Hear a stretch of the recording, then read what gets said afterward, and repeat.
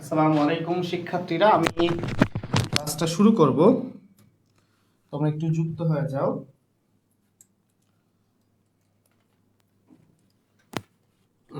আজকে আমরা উৎপাদন ব্যয় বিবরণীর কয়েকটা চ্যাপ্টার পড়বো। চ্যাপ্টার না, কয়েকটা ম্যাথ করব, দুইটা ম্যাথ করবো। আর ইনশাল্লাহ এই দুইটা ম্যাথ যদি বোঝো, তোমাদের উৎপাদন ব্যয় বিবরণীতে সব সমস্যা সমাধান হয়ে যাবে। আমি একটু সময় নিব। এখন বাজে 4টা 3। আমি তোমরা একটু যুক্ত হতে থাকো। আমি 4টা 6-এর দিকে শুরু করবো। হ্যাঁ, ক্লাস 6 না, ক্লাস শুরু করব হচ্ছে 4টা 10-এ শুরু করব। আমি একটু পিডিএফটা আরেকটু গুছিয়ে নেই। তোমরা একটু সকলেই যুক্ত হও। যুক্ত হয়ে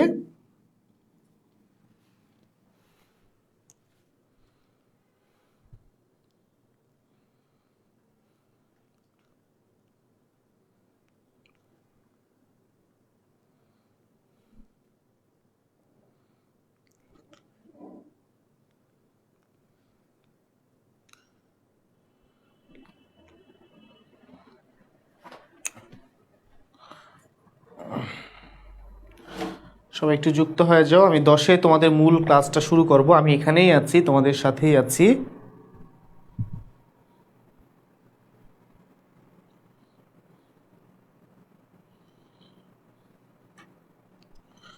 আমি একটু পিডিএফটা আর একটু রিসাইজ করে নিই, ঠিক আছে?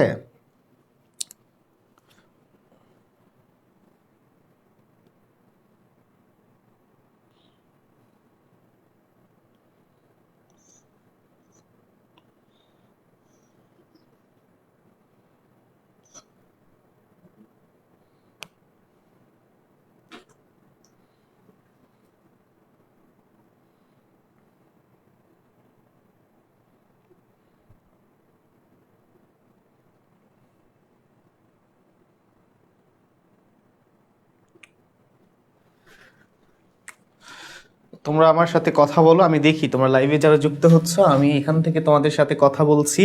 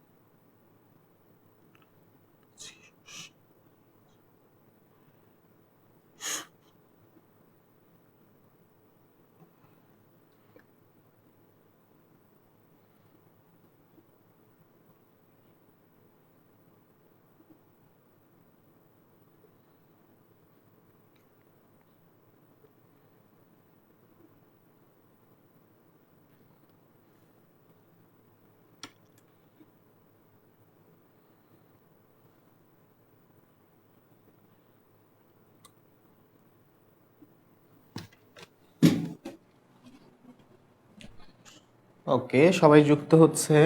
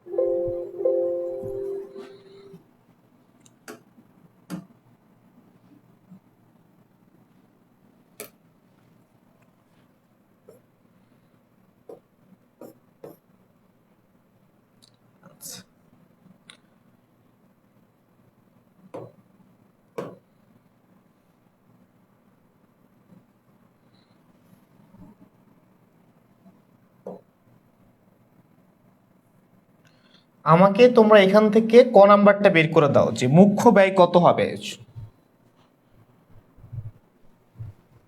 আমাকে একটু তোমরা বের করে দাও, যারা আমাকে সালাম দিচ্ছ সকলকে অন্তরে অন্তরস্থল থেকে ওয়ালাইকুম আসসালাম। আলহামদুলিল্লাহ ভাইয়া ভালো আছে, আমি আশা করছি আমাদের রোজানা রুজি সহ প্রত্যেকটা মানুষ ভালো এবং সুস্থ আছে। আমাকে একটু তোমরা এখান থেকে বের করে দাও তো যে মুখ্য ব্যয় কতটুকু হবে, যেহেতু ক নাম্বারে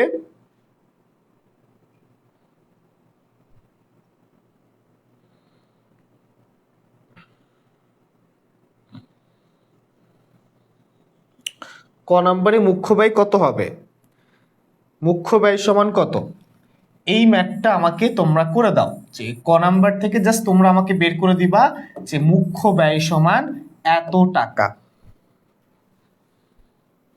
মুখ্য ব্যয় সমান এত টাকা।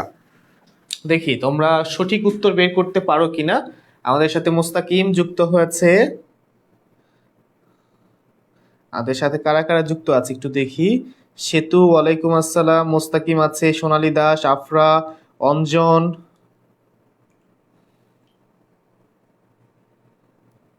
লিম আছে আমাদের সাথে। আজকেই প্রথম ক্লাস করছো এমন কেউ আছো? আজকেই প্রথম ক্লাস করছো এমন কেউ আছো কিনা? সেতু উত্তর বের করেছে ৯,৬০০।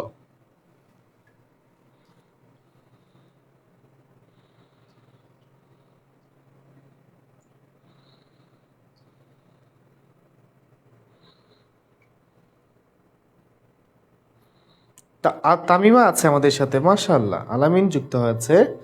আচ্ছা, আমি স্লাইডটা একটু অনেক বাঁকা তেরা হয়ে আছে না?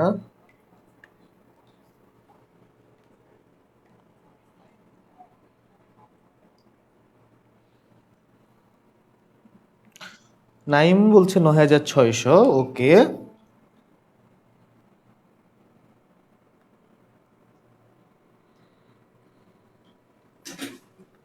ওকে। রিয়াদ হাসান হৃদয়, তুমি যদি আজকে প্রথম হও, কালকের ক্লাসটা মনে হয় এখনো ওয়েবসাইটে অ্যাড করে নাই, আমাদের নীরব ভাই নাই, ভাই আসলে শ্বশুর বাড়িতে গেছে, এই জন্য অ্যাড করে দিতে পারে না, হয়তো রাতের মধ্যে অ্যাড করে দিবে।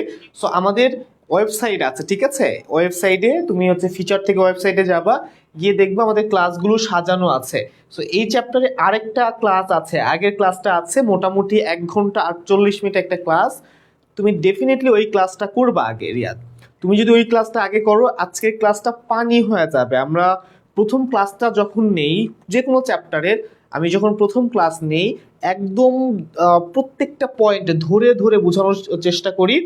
আমরা চেষ্টা করি যে তোমাকে একদম শুরু থেকে শেষ পর্যন্ত শেখাতে, একদম বেসিক না, একদম হচ্ছে জিরো বেসিক থেকে অ্যাডভান্সে নিয়ে আসার চেষ্টা করি।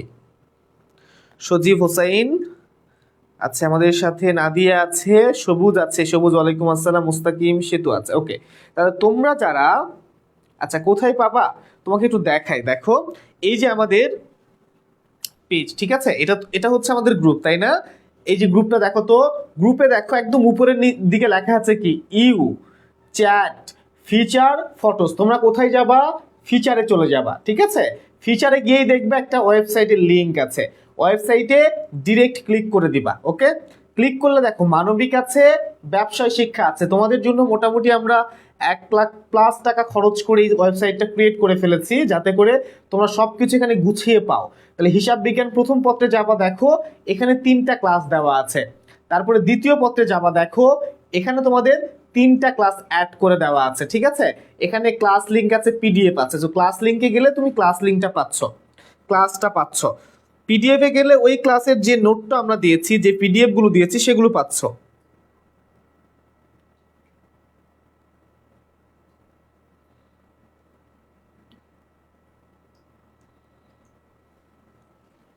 ওকে,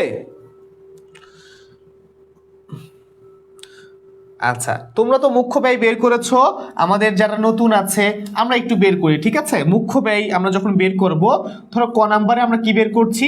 মুখ্য ব্যয়। আমরা এভাবে দিব যে মুখ্য ব্যয় নির্ণয়, একদম বোর্ড পরীক্ষায় যেভাবে লিখবা এভাবে লিখবা যে মুখ্য ব্যয় নির্ণয়। এটা হিসাব বিজ্ঞান সবসময় একটু বক্সের মধ্যে লিখতে পারলে ভালো, টিচাররা খুশি হয়। মুখ্য ব্যয় নির্ণয় দিবা, তারপরে এরকম একটা ছক তৈরি করবা, ছক করে দুইটা ঘর করে ফেলবা, ঠিক আছে। সো মুখ্য ব্যয় কিভাবে ক্যালকুলেশন হয় আমরা জানি, ব্যবহৃত কাঁচামাল প্লাস অন্যান্য প্রত্যক্ষ খরচ, মজুরি, এগুলো যেগুলো আছে। তাহলে আমরা আগে ব্যবহৃত কাঁচামালটা যেটা আছে সেটা দিয়ে শুরু করব, যে ব্যবহৃত কাঁচামাল। ব্যবহৃত কাঁচামাল, দেখো তো ব্যবহৃত কাঁচামাল কত টাকা আছে, 40,000 টাকা আছে। তাহলে ভাই এখান থেকে 40,000 টাকা বসাইলাম। এরপরে কি, অন্যান্য যত প্রত্যক্ষ খরচ আছে, চলতি কার্য আছে, চলতি কার্যের সমাপনী, এগুলো তো প্রত্যক্ষ খরচ না। দেখো এই যে প্রত্যক্ষ মজুরি কি বলা আছে, 24,000 ঘন্টা। প্রত্যক্ষ মজুরি কি বলা আছে খেয়াল করো, 24,000 ঘন্টা। দেখছো প্রত্যক্ষ মজুরি আছে 24,000 ঘন্টা, টাকার অ্যামাউন্ট দেওয়া নাই। তাহলে টাকার অ্যামাউন্ট কিভাবে বের করবো, দেখো এখানে ক্লু দিয়েছে, প্রত্যক্ষ মজুরি 24,000 টাকা, ওকে, প্রত্যক্ষ মজুরি 24,000 ঘন্টা, প্রতি ঘন্টায় কত, প্রতি ঘন্টায় হচ্ছে 4 টাকা, প্রতি ঘন্টায় কত, 4 টাকা। খেয়াল করো, তাহলে 24,000 ঘন্টা প্লাস প্রত্যক্ষ মজুরিটা আমরা দেই, প্লাস প্রত্যক্ষ মজুরি, প্রত্যক্ষ মজুরি কত হবে,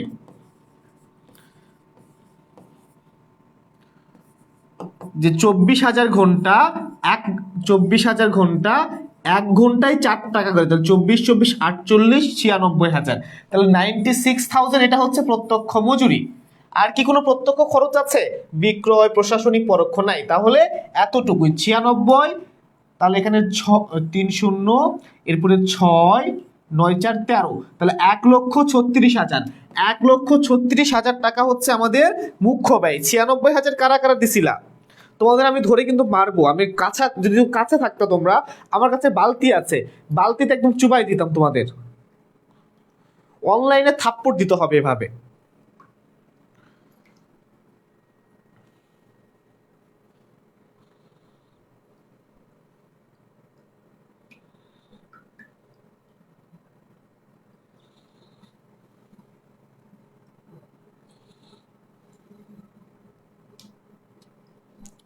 আচ্ছা অবশ্যই আসবে, দেখো কেন আসবে না, তাহলে 1,36,000 হবে, এটা বুঝতে পেরেছো।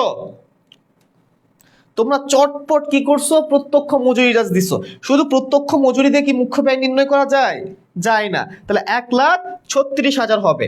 কেন হবে দেখো, তোমরা যারা নতুন আছো তোমাদের উদ্দেশ্যে আমি একটু দেখাই, এটা আশা করি তোমরা উঠাই ফেলছো।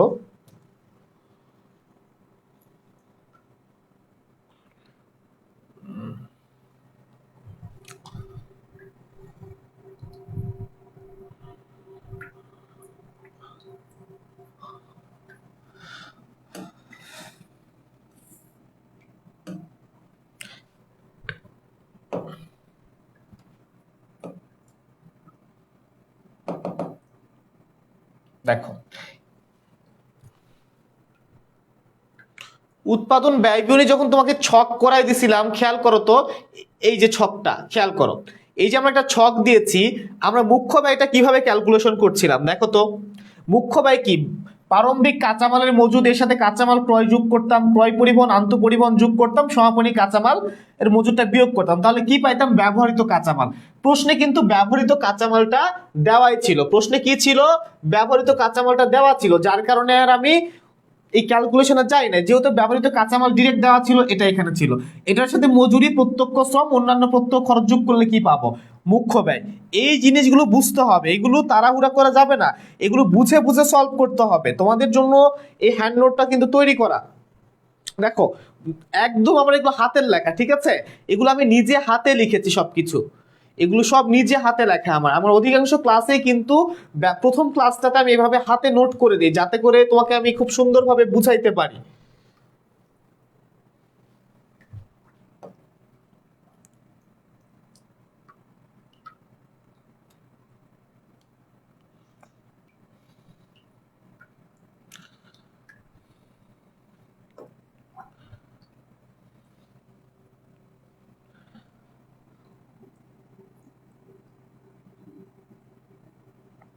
আচ্ছা এরপরে দেখো খ নাম্বার কি বলছে, বিক্রিত পণ্যের ব্যয় বের করতে বলছে। খ নাম্বার কি বলছে যে ভাই এবার আপনি বিক্রিত পণ্যের ব্যয়টা বের করে দেখান। আমরা পারবো না? বিক্রিত পণ্যের ব্যয় কি পারবো কি পারবো না?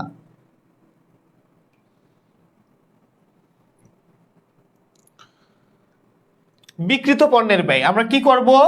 বিক্রিত পণ্যের ব্যয় নির্ণয় করব। প্রতিষ্ঠান নাম কি দিবা দেওয়া আছে দেখো এবিসি, তাহলে আমরাও লিখে দেই এবিসি। এভাবে প্রতিষ্ঠানের নাম অবশ্যই কিন্তু উপরে দিবা এবিসি লিমিটেড। এরপরে হচ্ছে আমরা কি করছি উৎপাদন ব্যয় বিবরণী, উৎপাদন ব্যয় বিবরণী এভাবে দিবা। ওকে, খেয়াল করো উৎপাদন ব্যয় বিবরণী এভাবে দিবা।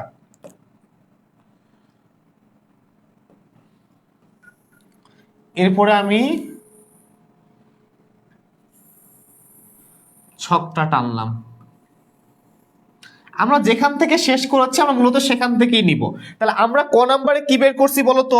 ক নাম্বারে মুখ, আচ্ছা এগুলো লিখে দেই। এটা হচ্ছে বিবরণ, এটা হচ্ছে কি বিবরণ, আর এটা হচ্ছে টাকা, এটা হচ্ছে টাকা, এটা হচ্ছে কাটা।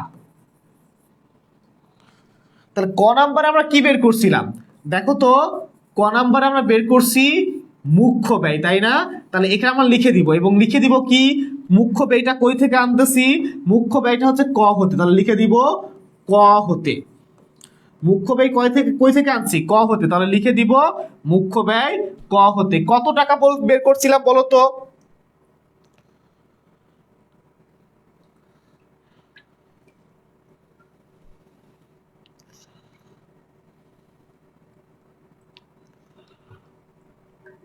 মুখ্য ব্যয় কত বের করছিলাম? 1,36,000।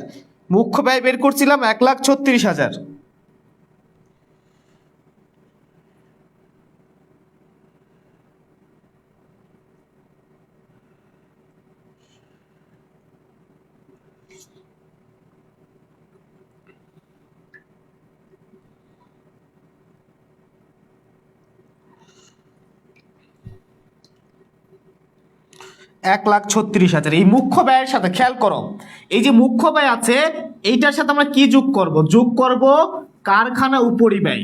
যোগ হবে কি কারখানা উপরিব্যয়।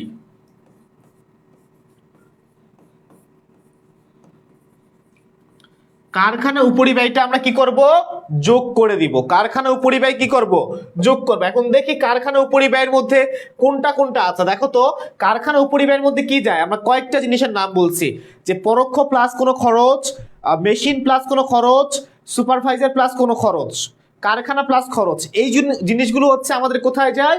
কারখানা উপরিব্যয়। তাহলে এটা আসবে না, এটা আসবে না, এটা আসবে না, এটা তো প্রত্যক্ষ মজুরি চলে গেছে, একবার গেছে আর আসবে না। তাহলে এই যে পরোক্ষ, শব্দের শুরুতে কি আছে? পরোক্ষ আছে। শব্দের শুরুতে পরোক্ষ আছে, শব্দের শুরুতে কারখানা আছে, তাহলে এই খরচগুলোই আসবে। তাহলে আমরা কি লিখবো এখানে? আমরা এখানে লিখবো দেখো প্রথমে কি আছে? পরোক্ষ কাঁচামাল, পরোক্ষ পরোক্ষ কাঁচামাল আছে। পরোক্ষ কাঁচামাল কত টাকা? 4,500 টাকা। এরপরে কি আছে? পরোক্ষ শ্রম, পরোক্ষ শ্রম আছে। পরোক্ষ শ্রম কত টাকা আছে? পরোক্ষ শ্রম আছে 9,000 টাকা। পরোক্ষ শ্রম আছে 9,000 টাকা। কারখানার বিবিধ খরচ আছে, কারখানার বিবিধ খরচ আছে, তাহলে কারখানার বিবিধ খরচ।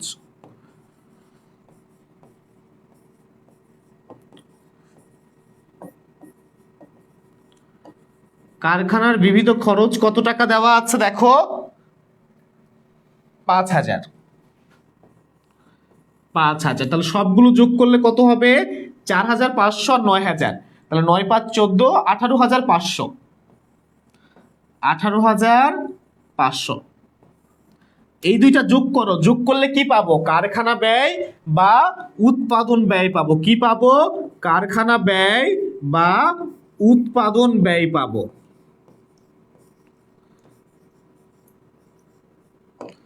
কত টাকা আসবে বলো তো? তাহলে এখানে হচ্ছে 500, এরপরে হচ্ছে 8 6 14 4 হাতে থাকে 1, 3 আর 1 4, 4 আর 1 5, তাহলে 1,54,500। এতটুকুতে কারো সমস্যা আছে? এটা কিন্তু 2 না, হ্যাঁ, এটা হচ্ছে 1।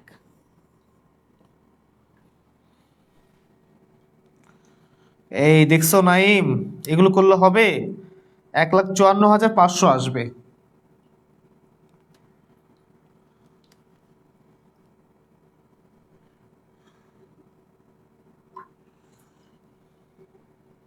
আচ্ছা, এইটার পরে কি যোগ হয় বলো তো? একটা জিনিস যোগ হবে, একটা জিনিস বিয়োগ হবে। বলো তো কি যোগ হবে, কি বিয়োগ হবে? কোনটা যোগ হবে, কোনটা বিয়োগ হবে বলো তো? কোনটা যোগ হবে, কোনটা বিয়োগ হবে বলো?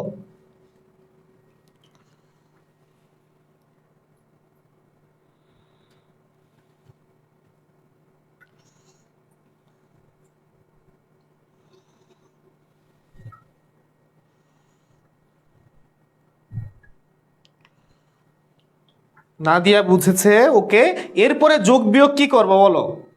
ওই 4টা মুখস্থ করবা, ঠিক আছে?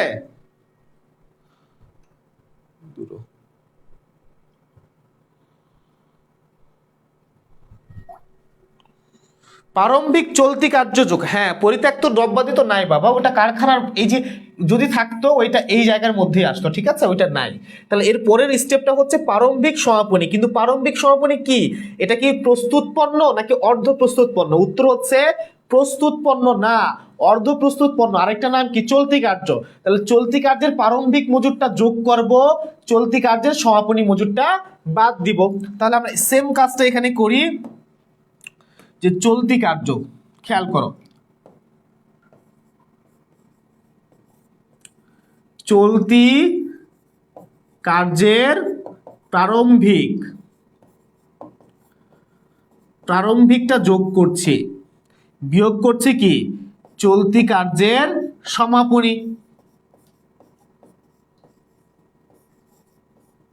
চলতি কার্যের প্রারম্ভিক যোগ সমাপনী, তাহলে প্রারম্ভিক কত আছে?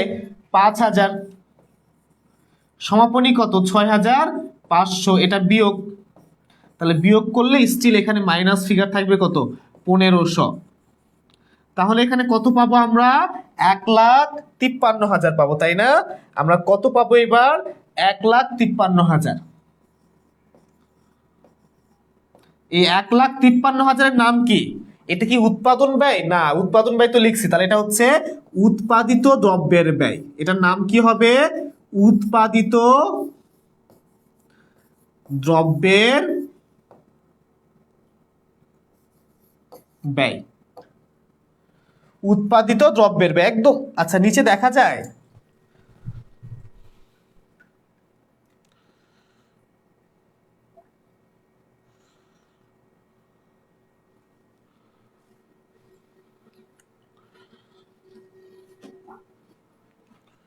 ওকে।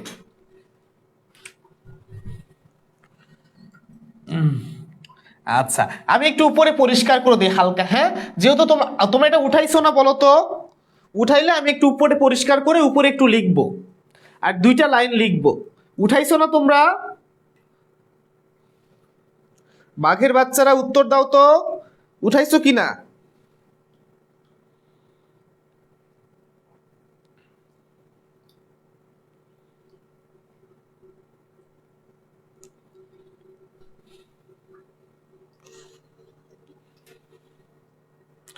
ওকে, তাহলে যদি উঠাও, আমি এটা একটু এখানে এতটুকু পরিষ্কার করলেই হবে, হ্যাঁ, বাকিটুকু লাগবে না। দেখো,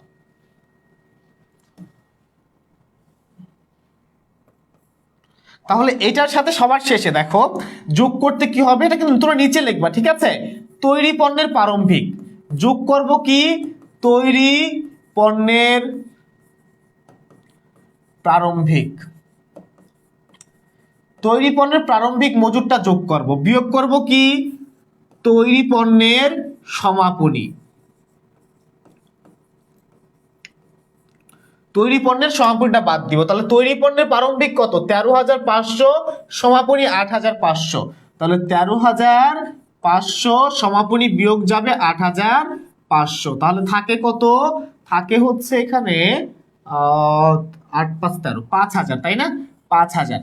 তাহলে আমি যদি এটা মিশে দিই, ধরো যে এটা মিশে দিলাম, তাহলে 1,53,000 ছিল, ওইটার সাথে যদি 5,000 যোগ করে ফেলি, খেয়াল করো 1,53,000-এর সাথে 5,000 যোগ করলে আমরা কত পাচ্ছি বলো তো? 1,53,000-এর সাথে যদি 5,000 যোগ করে ফেলি, তাহলে ফাইনাল অ্যামাউন্ট আমরা কত পাচ্ছি? 1,58,000। এটার নাম কি দিব আমরা? এটাই হচ্ছে আমাদের বিক্রিত পণ্যের ব্যয়। বিক্রিত পণ্যের ব্যয়। এই যে বিক্রিত পণ্যের ব্যয় বের করলাম, তোমাদের কারো কোনো জায়গায় যদি মনে হয় যে ভাই এই জায়গাটা বুঝি নাই, আমাকে একটু বুঝান, আমি আছি তোমাদেরকে বুঝাইতে, তোমরা একটু উঠাও এবং আমাকে জানাও তোমাদের কোথাও কি বুঝতে কোনো সমস্যা আছে কিনা। যদি সমস্যা থাকে এখনই ভাইয়াকে বলো, ভাইয়া আবার শেখাবে।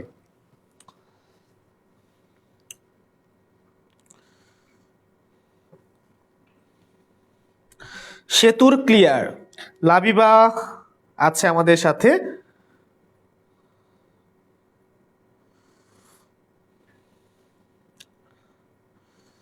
ওকে, সোনালী দাস ঠিক আছে, মুস্তাকিম আলহামদুলিল্লাহ।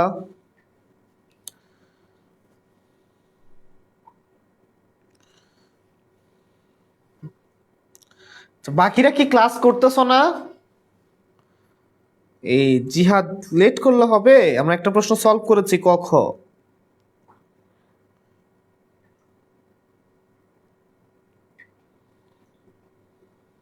এটা অনেক ইজি, এখান থেকে খুব সহজেই 10 মার্ক উঠানো যায়। এটার পরিবর্তে তুমি যদি ধরো যে দ্বিতীয় পত্রের দ্বিতীয় অধ্যায় যেটা আছে অংশীদারি ব্যবসা করতে চাও, ওখানে একটু ঝামেলা বেশি হয়। ওটা একটু ঝামেলা বেশি হয় না, মূলত সময় বেশি যায়।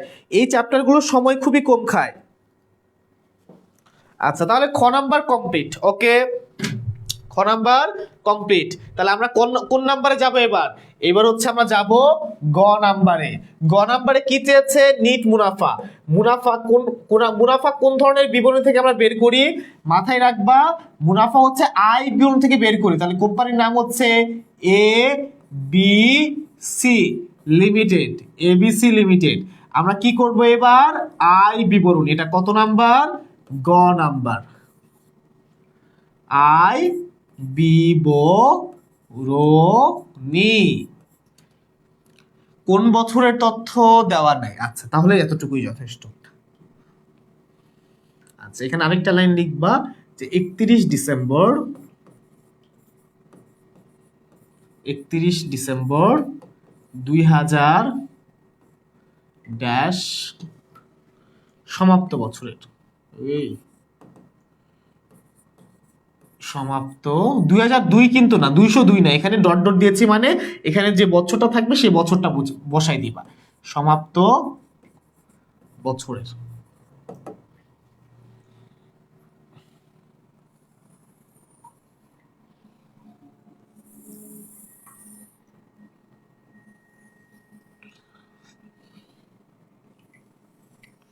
আচ্ছা, আমরা যখন আয় বিবরণী করব, সবার প্রথমে কি বসে? বিবরণ, টাকা, টাকা। ওকে, দেখো সবার প্রথমে কি বসে? সবার প্রথমে বসে হচ্ছে বিক্রয়। সবার প্রথমে কি বসে? বিক্রয় বসে।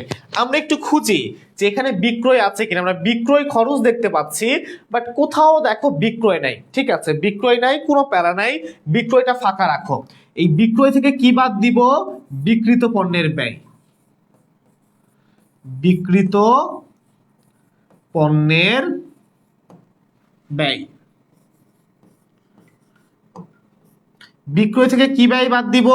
বিক্রিত পণ্যের ব্যয়। বিক্রিত পণ্যের ব্যয় একটু আগে আমরা বের করছি না ভাই? বিক্রিত পণ্যের ব্যয় একটু আগে বের করছি, কত? 1,58,000।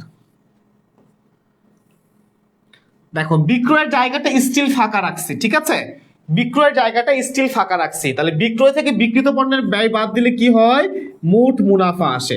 তাহলে আমি মোট মুনাফাটা এখানে লিখে দিলাম।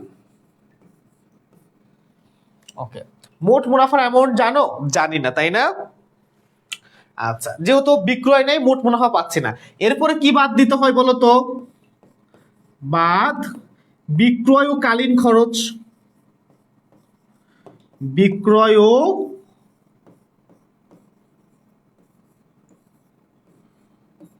কালীন খরচ। বিক্রয় ও কালীন খরচ কোনগুলো? এখান থেকে যে খরচগুলো এখনো আসে নাই, তাহলে খেয়াল করো তো ভাই, কোন খরচগুলো এখনো এখান থেকে আসে নাই। দেখো, ব্যবহৃত কাঁচামাল লিখছি, চলতি কার্য লিখছি, চলতি কার্যের সমাপনী লিখছি, তৈরি পণ্যের প্রারম্ভিক মজুদ লিখছি, তৈরি পণ্যের সমাপনী মজুদ লিখছি, প্রত্যক্ষ লিখছি, পরোক্ষ লিখছি, পরোক্ষ লিখছি। তাহলে এই দুইটা এখনো লিখি নাই। তাহলে বিক্রয় ও কালীন খরচ কোনটা হবে? এই প্রশাসনিক খরচ ও বিক্রয় খরচটা। প্রশাসনিক খরচ ও বিক্রয় খরচটা।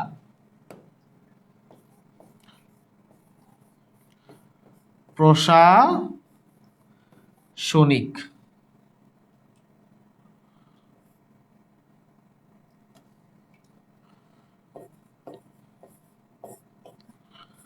প্রশাসনিক খরচ।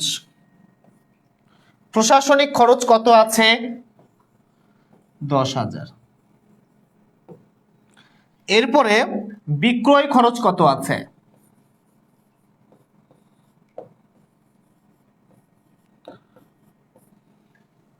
10,000।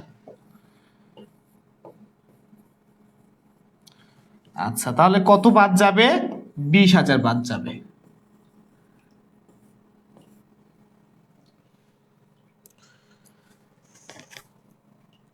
আচ্ছা, আমরা কিন্তু আয় বিবরণী কমপ্লিট করতে পারি নাই, খেয়াল করো, আমাদের বিক্রয়টা নাই।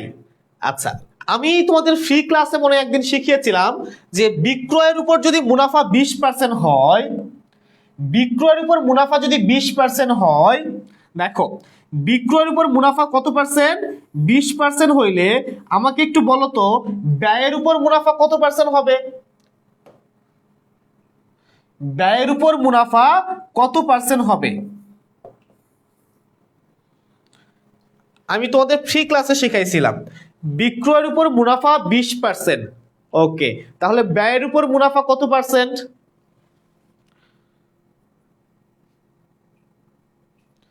25%। সবার মনে আছে?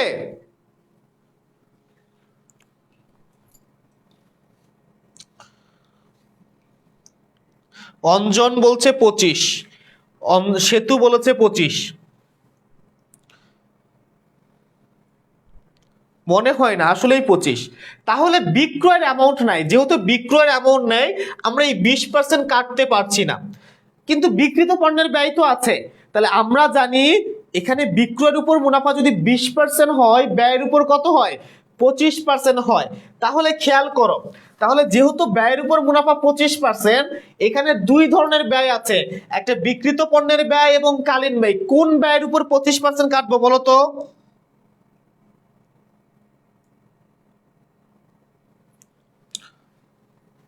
কোন ব্যয়ের উপর? আমরা কি বিক্রিত পণ্যের ব্যয়ের উপর 25% কাটবো?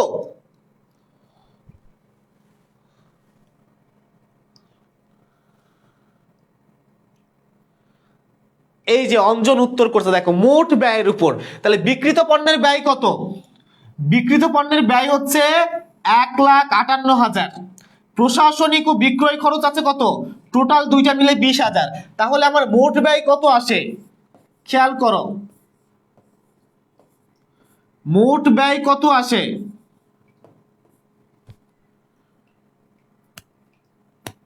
এটা দুইটা ব্যয়ের উপরই করা যায়, ঠিক আছে?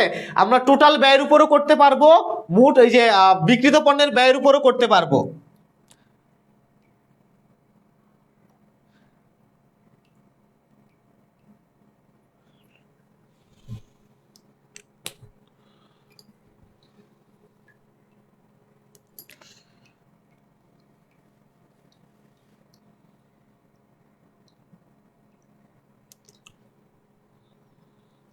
আচ্ছা, মোট ব্যয় না দেই, তোমাদের যেটা বর্তমান স্ট্যান্ডার্ড সেটাই দেখাই। দেখো তোমরা হচ্ছে মোট ব্যয়ের উপর না করে কি করবা, বিক্রিত পণ্যের ব্যয়টাকে বেছে নিবা, কারণ অধিকাংশ লেখক অধিকাংশ বইয়ে আমাদের বিক্রিত পণ্যের মোট ব্যয়ের পরিবর্তে বিক্রিত পণ্যের ব্যয়টা প্রেফার করা আছে। তাহলে আমাদের বিক্রয়ের উপর যদি মুনাফা 20% হয়, বিক্রিত পণ্যের ব্যয়ের উপর কত পার্সেন্ট হবে, 25%। তাহলে এখানে বিক্রিত পণ্যের ব্যয় কত আছে বলো তো, বিক্রিত পণ্যের ব্যয় আছে 1,58,000, 1,58,000। খেয়াল করো বিক্রিত পণ্যের ব্যয় কত আছে, 1,58,000। এখানে কি বলেছে, বিক্রয়ের উপর মুনাফা 20%। এই 20% কি কাটতে পারবো, কাটতে পারবো না, কারণটা হচ্ছে এই মুনাফাটা বিক্রয়ের। তাহলে ব্যয়ের মুনাফা লাগবে, ব্যয়ের মুনাফা ঠিক কত, ব্যয়ের মুনাফা হচ্ছে 25%। তাহলে বিক্রিত পণ্যের ব্যয়ের উপর মুনাফা কত, 25%। তাহলে 1,58,000-এর 25% কত, আমরা যদি 1,58,000-এর উপর 25% কাটি কত পাবো,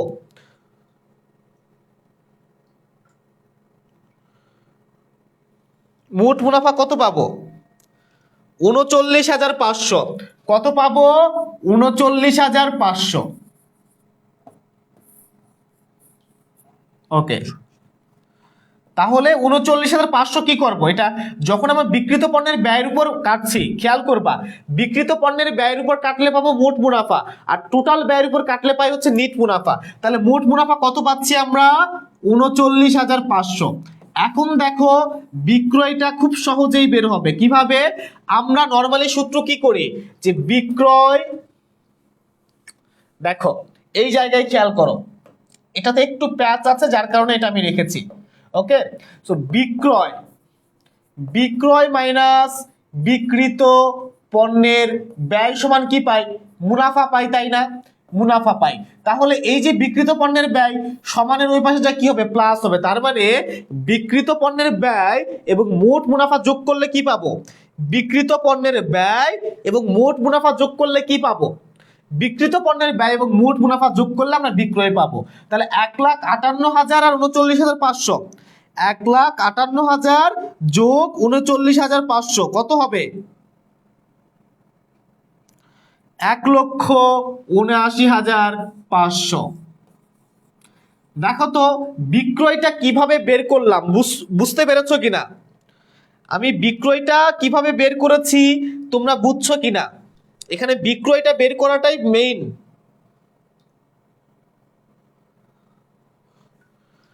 আচ্ছা 1,97,500 হয়, হ্যাঁ হ্যাঁ,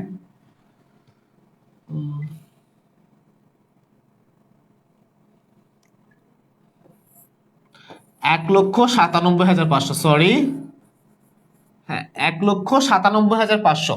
বিক্রয়টা কেমনে বের করছি বুঝছো কিনা বলো তো,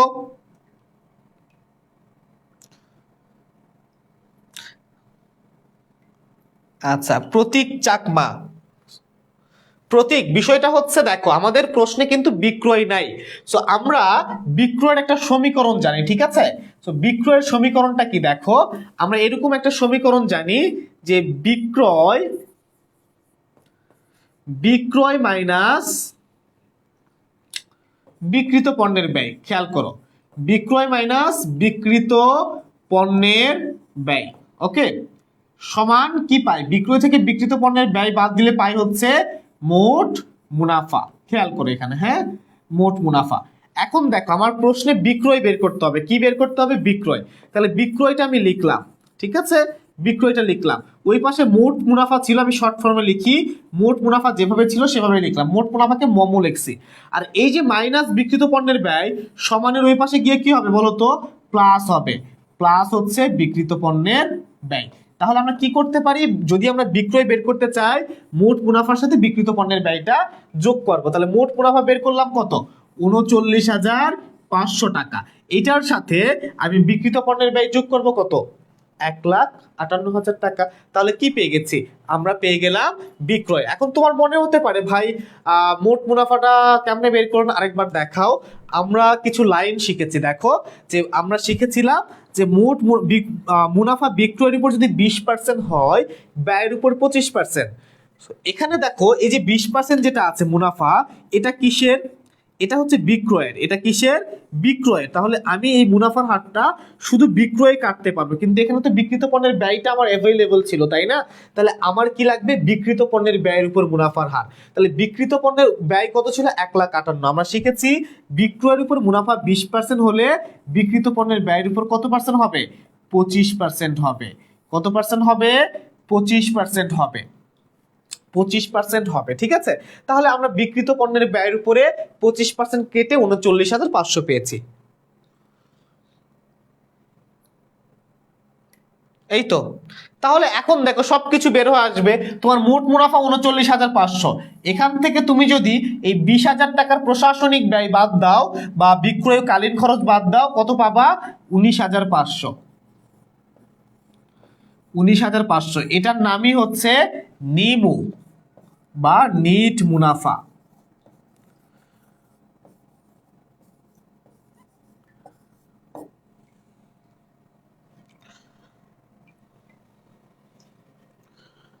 আচ্ছা, পার্সেন্টেজের মেথডটা কি? যে বিক্রিত পণ্যের উপর ব্যয়ের উপর জাস্ট 25% কেটে দিয়েছি। বিক্রিত পণ্যের ব্যয় ছিল 1,58,000, এইটার উপরে আমি কত পারছি? 25% কাটছি। তাহলে 1,58,000-এর উপরে আমি কি করছি? 25% কাটছি। কাটলে আমি 39,500 পেয়েছি, ঠিক আছে? সো এটা তোমরা একটু উঠাই নাও। যারা হয়তো বুঝতে পারতো না যে কিভাবে বুঝবো যে 25%ই হবে বিক্রিত পণ্যের ব্যয়ের উপর, ওইটা আমি দেখাচ্ছি। আমি অন্য পেজে গেলে এটা সব ডিলিট হয়ে যাবে, তো তো তোমরা একটু উঠাই নাও, এটা আমি দেখাচ্ছি ওইটা।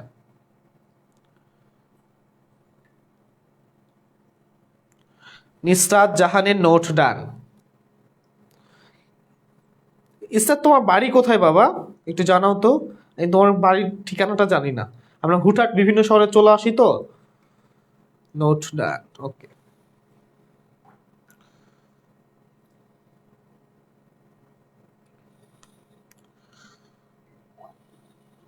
চাঁদপুরে, হ্যাঁ বলছিলাম, ভুলে গেছি, আমার একটু স্মৃতিশক্তি দুর্বল। ওকে, তাহলে আমি একটু নোটে যাই, ঠিক আছে? যে আমি এখানে 25% কেমনে আনছি এটা তোমাকে একটু দেখাই। একটা লাইন মুখস্থ করবা বাচ্চারা। লাইনটা কি দেখো? 100%। এরপরে হচ্ছে 50%।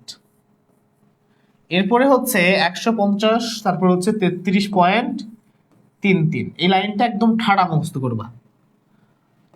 এরপরে হচ্ছে 25, এরপরে হচ্ছে 20, এরপরে হচ্ছে 16.67। ঠিক আছে না? ঠিক থাকার কথা। ওকে, এই লাইনটা আমরা তোমাদের মুখস্থ করতে বলি।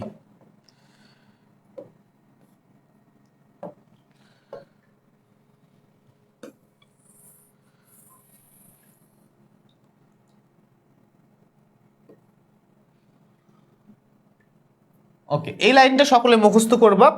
এই লাইনের সাথে আর দুইটা জিনিস মুখস্থ করবা। একটা হচ্ছে দেখো, এইটা মুখস্থ করবা যে ব্যয়ে বেশি। ব্যয়ে কেমন হবে? ব্যয়ে বেশি। ব্যয়ে বেশি, বিক্রয় কম। সবাই এটাও চটপট তুলে নাও, তুলে নেওয়ার পরে আবার বোঝাচ্ছি। এই দুইটা লাইন মুখস্থ করবা, তাহলে তোমার এইচএসসিতে যে পার্সেন্টেজ গুলো আসে সবগুলোর ঝামেলা ক্লিয়ার হয়ে যাবে।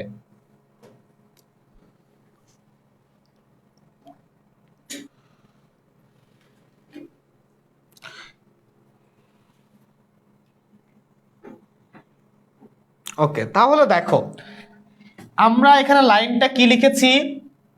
ব্যয়ে বেশি লিখেছি। লাইনটা কি লিখেছি? যে ব্যয়ে বেশি হবে, বিক্রয় কি হবে? কম হবে। তাহলে খেয়াল করো, ব্যয়ে বেশি বা বিক্রয় কম যেটাই হোক না কেন, সবসময় এক ঘর বেশি হইতে পারবে, এক ঘর কম হইতে পারবে। একটু মনোযোগ সহকারে শোনো, কান খুলে শোনো। ব্যয়ে বেশি, বিক্রয় কম, কম হোক বেশি হোক, সর্বোচ্চ কয় ঘর যেতে পারবে? এক ঘর, দুই ঘর না, সর্বোচ্চ এক ঘর। আমাদের প্রশ্নে কি ছিল? মুনাফা বিক্রয়ের উপর ছিল। বিক্রয়ের উপর কত ছিল? 20%। খেয়াল করো, বিক্রয়ের উপরে ছিল কত পার্সেন্ট? 20%। এইটা ছিল কিসের উপরে? বিক্রয়ের উপর। আমাদের ম্যাথে ছিল, ম্যাথে বিক্রয়ের উপর মুনাফার হার কত ছিল? 20% ছিল। খেয়াল করো, মুনাফা বিক্রয়ের উপর 20% ছিল। আমরা কি বলেছি? ব্যয়ে বেশি, বিক্রয় কম। ব্যয়ে কেমন হয়? ব্যয়ে বেশি, ব্যয়ে বেশি, ব্যয়ে বেশি। তাহলে ব্যয় যদি বেশি হয় 20% এক ঘর বেশি হবে, তাহলে বিক্রয়ের উপরে 20% হলে এক ঘর বেশি কোনটা? 25%। এক ঘর বেশি কোনটা? 25%। তাহলে মুনাফা বিক্রয়ের উপরে 20% হলে ব্যয়ের উপর 25%। এখনো মাথায় আসতেছে না? আরেকটা দেখো, ধরো তোমাকে আমি বললাম 33.33%, 33.33% এটা ব্যয়ের উপর মুনাফার হার। এটা কিসের উপর দেওয়া আছে? ব্যয়ের উপর। তোমাকে আমি লাইন কি শিখালাম? ব্যয় বেশি বিক্রয় কম। তাহলে ব্যয়ের উপর যদি 33.33% হয়, আমি তোমাকে বললাম বিক্রয়ের উপর কত হবে? তুমি এই লাইনটা শিখেছো। আরেকটা কি শিখেছো? যে এই যে নিচের ছড়াটা, যে ব্যয় বেশি বিক্রয় কম। বিক্রয় কেমন হবে? অবশ্যই কম হবে, যেহেতু ব্যয় আছে, ব্যয় বেশি বিক্রয় কম। তাহলে বিক্রয় কত কম হবে? এইটার চেয়ে ঠিক এক ঘর কম। এক ঘর কম কত আসবে? তখন দেখো 25%। তাহলে আমাদের ব্যয়ের উপর যখন 33%, বিক্রয়ের উপরে কত পার্সেন্ট পাচ্ছি? বিক্রয়ের উপরে তখন 25% পাচ্ছি। মুনাফার হারটা কিভাবে আনছি বুঝছো?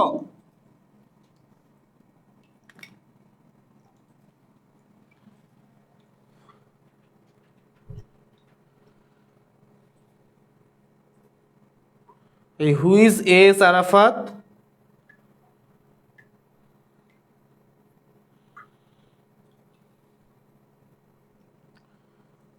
বেশি পাকনামি করলে সাসপেন্ডেড হয়ে যাবে 3 দিনের জন্য। খুব ঠান্ডাভাবে বুঝাই ভাই বোনা যে আমি এত ঠান্ডা সব সময় থাকবো, দেখবা হুট করে 3 দিনের জন্য সাসপেন্ড করে দিয়েছি। তো পড়াশোনা করতে এসেছো, এখানে পড়াশোনা করবা, পড়াশোনার বাইরে কোনো কথা বলবা না। তোমাদের যত প্রশ্ন, কিউরিসিটি, ঢাবি, এইচএসসি সবকিছু তোমাদের সলভ করানো হবে। তোমাদের সমস্ত সমস্যা আমার সাথে শেয়ার করবা, সমাধান আমরা দিব। কিন্তু উল্টাপাল্টা কথা বললে বিপদ আছে, ঠিক আছে? ওকে, এটা নিয়ে কারো সমস্যা আছে?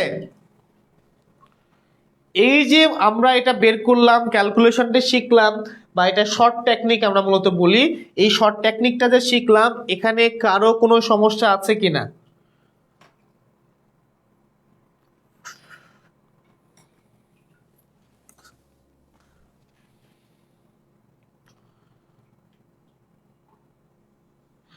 ওকে, সমস্যা না থাকলে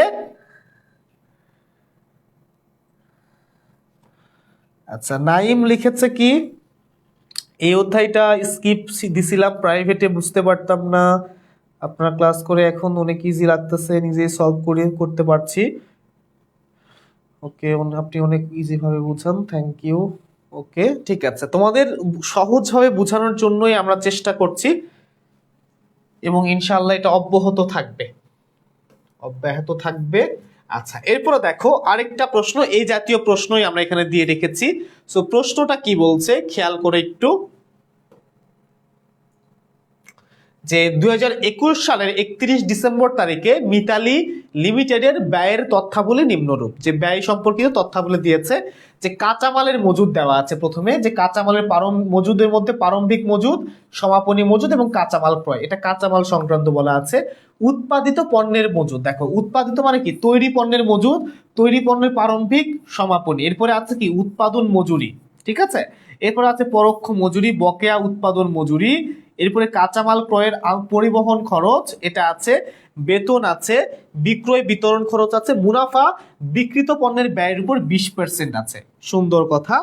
এখন ক নম্বরে বলেছে ব্যবহৃত কাঁচামালের ব্যয় ক্যালকুলেশন করো। তাহলে আমি একটু তোমাদের কাছ থেকে এবার এক্সপেক্ট করব যে ক নাম্বার এইবার একদম সঠিকভাবে তোমরা আমাকে বের করে দিবা, যে ব্যবহৃত কাঁচামালের যে ব্যয়টা সেটা তোমরা ক নাম্বারে ঠিকভাবে বের করে দিবা। ব্যবহৃত কাঁচামালের ব্যয়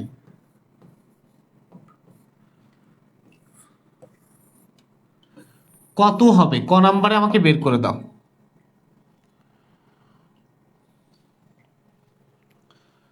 আমি সাইড হলাম, তোমরা চটপট বের করে ফেলো।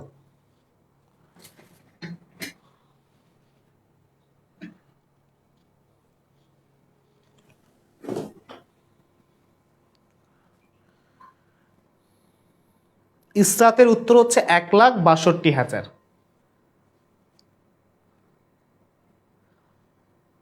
দেখি ইসরাতেরটা ঠিক আছে কিনা।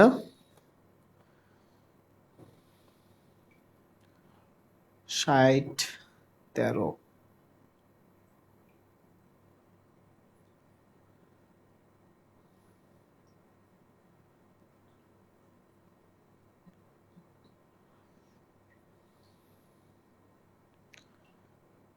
$1,64,400। লেটস ক্র্যাক ডিও। তাহলে এখানে নাইম যে বের করছে 1,64,400, এখানে সূক্ষ্ম একটা খরচ আছে, তোমরা নোটটা ঠিক মতো পড়ো না। একজন ভুল করছো, কয়েকজন ভুল করছো। আচ্ছা, এখানে নাইম তুমি বলো তো ওরা কোনটা এখানে অ্যাড করে নাই? হুজাইফা, হুজাইফা তুমি কবে অ্যাডমিট হয়েছো? আমি কি তোমাকে আগে থেকে চিনি? আমি তো মনে হয় তোমার নামটা দেখি নাই। এই যে দেখো, ক্রয় পরিবহন মনে আছে? তোমাদের বলছিলাম ক্রয় পরিবহন থাকলে যোগ করতে হবে, তোমরা কিন্তু যোগ করো নাই। উত্তর হচ্ছে 1,64,400। উত্তর কত? 1,64,400। পরিবহন খরচটা তোমরা কিন্তু অ্যাড করছো না। দেখো তোমরা কিন্তু ভুলে যাচ্ছ। আমরা যদি একটা বক্স করে ফেলি এখানে, তাহলে প্রথমে কি আসবে? প্রারম্ভিক কাঁচামাল, তাই না? তাহলে প্রারম্ভিক কাঁচামাল লিখলাম। প্রারম্ভিক কাঁচামাল, প্রারম্ভিক কাঁচামাল কত আছে? প্রারম্ভিক কাঁচামাল হচ্ছে 60,000 আছে। এটার সাথে যোগ করব কি? কাঁচামাল ক্রয়, তাই না?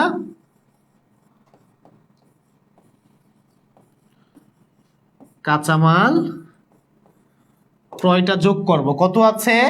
1,50,000। এটার সাথে দেখো আন্তঃপরিবহন থাকলে যোগ করতে হবে না? আন্তঃপরিবহন বা ক্রয় পরিবহন থাকলে কি যোগ করতে হবে কিনা? উত্তর হচ্ছে হ্যাঁ, যোগ করতে হবে। দেখো এই যে কাঁচামালের ক্রয় পরিবহন, তোমাকে আমি এখানে মার্ক করে দিয়ে রাখছিলাম, কিন্তু তোমরা ভুলে গেছো।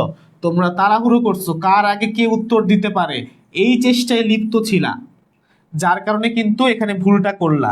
এরপরে এখান থেকে সমাপনী কাঁচামালটা বাদ দিবা। কি বাদ দিবা? সমাপনী কাঁচামালের মজুদ। তাহলে সবগুলো যোগ এখানে কত? 47,600। 47,600। এইবার কত হবে বলো তো? 1,64,400। তোমরা যারা ভুল করছিলা, ভুল কোথায় করেছো, ভুলটা ধরতে পেরেছো কিনা সেটা বলো।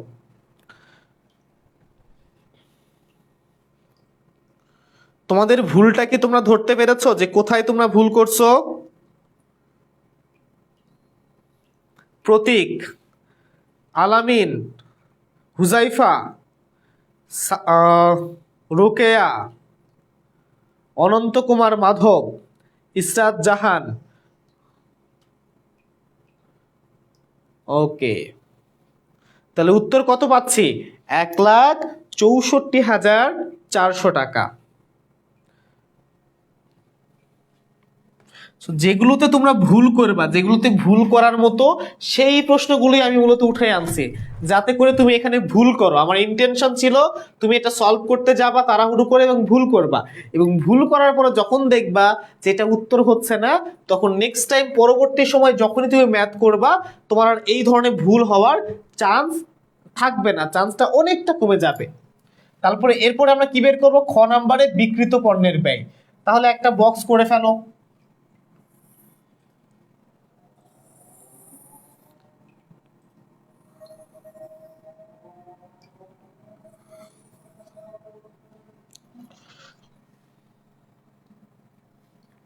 তাহলে বিকৃত পণ্যের ব্যয়ের জন্য একটা বক্স করে ফেলি।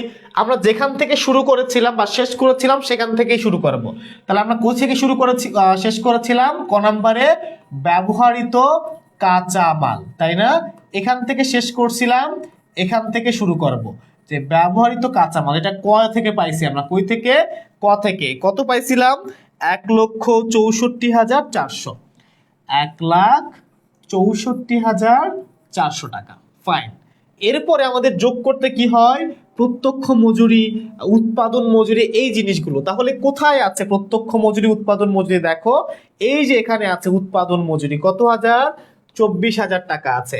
তাহলে উৎপাদন মজুরি আমরা লিখে দিই, উৎপাদন মজুরি। উৎপাদন মজুরি কত আছে? 24,000, তাই না? 24,000 যোগ করলে কত হয়? আর কিছু আছে? আচ্ছা হ্যাঁ আছে, আর কিছু আছে। উৎপাদন মজুরি 24,000 আছে। দেখো এরপরে আবার কি বলা আছে? বকেয়া। বকেয়া থাকলে সবসময় যোগ হবে, মনে রাখবা।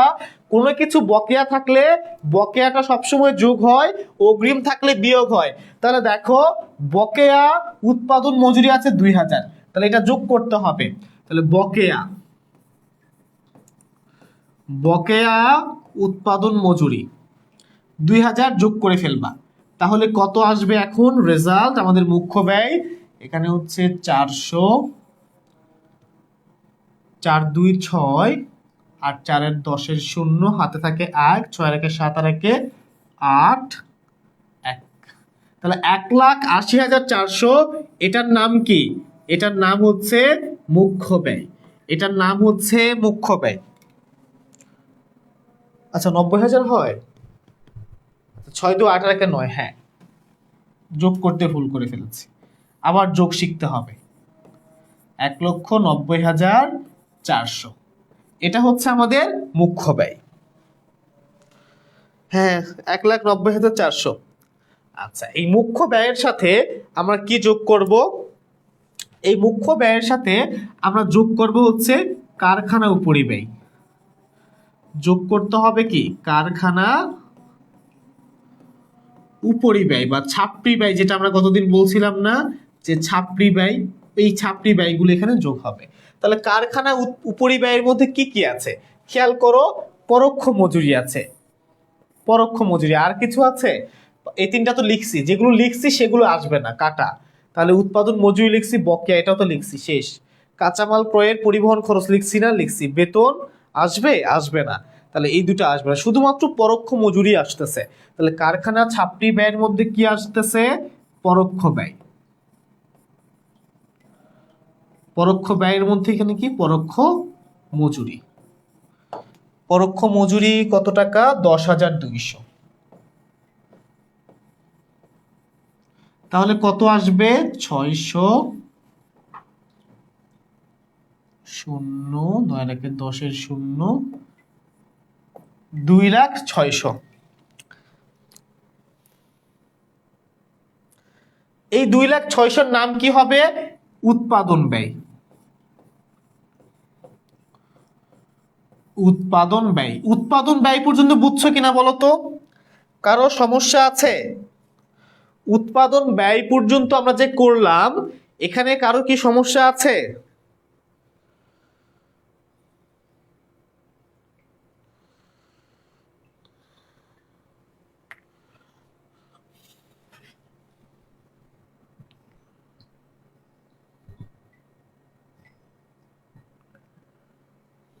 ওকে ঠিক আছে, যদি সমস্যা না থাকে আমি এটা পরিষ্কার করলাম। আমি যেখান থেকে শেষ করছিলাম, খ নাম্বার কিন্তু শেষ হয় নাই, বিক্রিত পণ্যের ব্যয় করতে বলছে।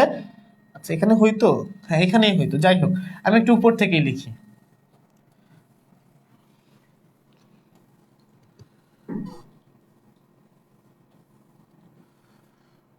এখানেই হইতো, কিন্তু আমি যেহেতু মুছে ফেলছি একদম, তাহলে শুরুতেই লিখি। তাহলে উৎপাদন ব্যয় কত বের করলাম আমরা?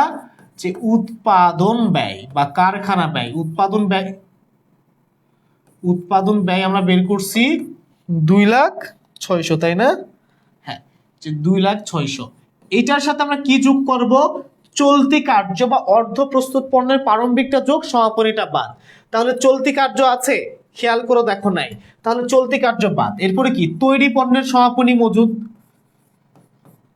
সরি তৈরি পণ্যের প্রারম্ভিক মজুদ, সমাপনীটা তো বাদ যায়। তৈরি পণ্যের প্রারম্ভিক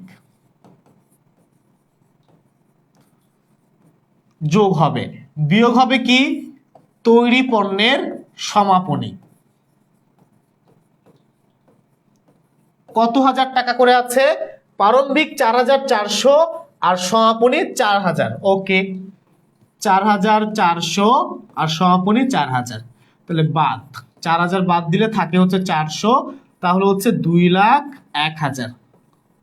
এই 2,01,000 হচ্ছে আমার জন্য কি কস্ট অফ গুডস সোল্ড বা বিক্রিত পণ্যের ব্যয়।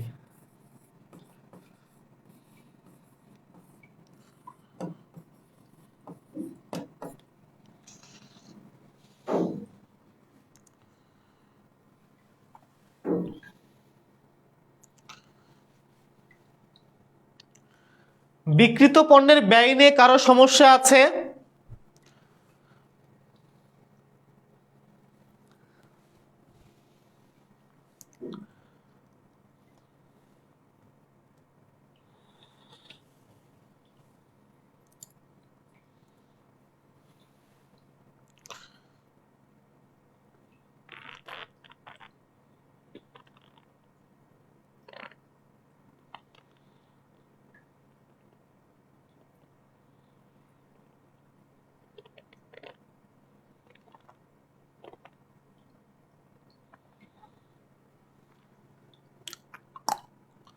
ওকে, যদি সমস্যা না থাকে গ নাম্বার কি বলছে দেখো তো, আয় বিবরণী।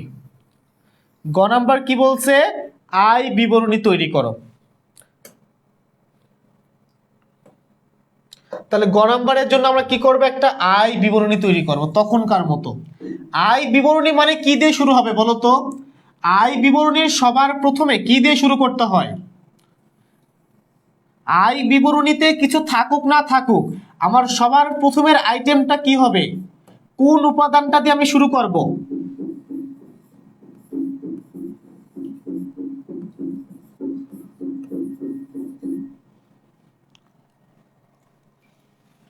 সবার প্রথমে কি আসবে?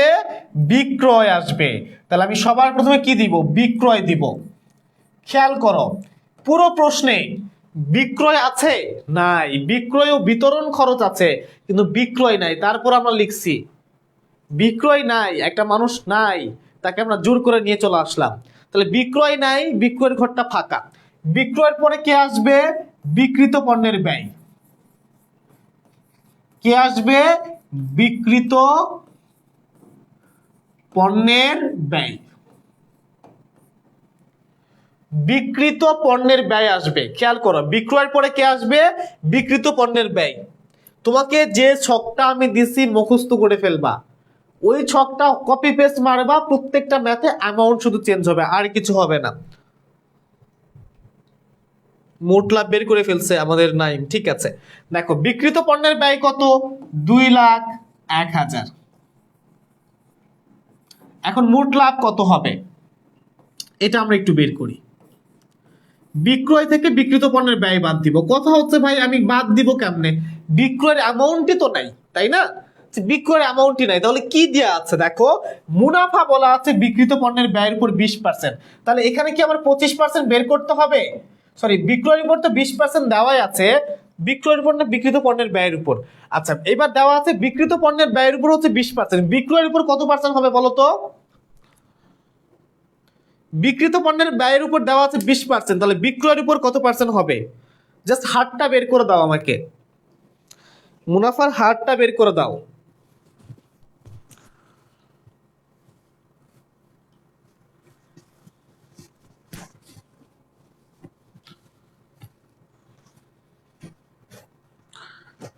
এই বিক্রিত পণ্যের ব্যয়ের উপর 20% দেওয়া আছে, তাহলে বিক্রয়ের উপরে কত পার্সেন্ট হবে?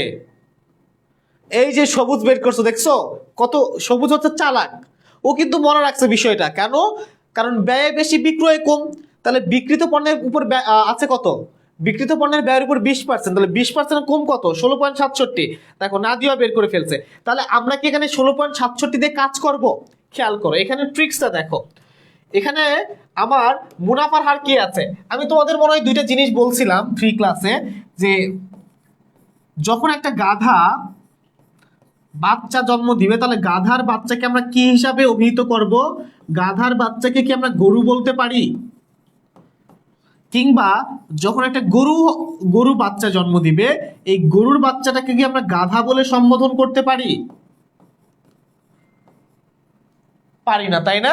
আমাকে কি বলতে হবে, যে গাধার বাচ্চা যেটা জন্ম হয়েছে সেটাকে গাধাই বলতে হয়, আবার গরুর বাচ্চা যেটা জন্ম হয়েছে সেটাকে আমাকে গরুই বলতে হয়। সেম ভাবে এই যে গাধা গরুর কনসেপ্টটা মাথায় রাখবা।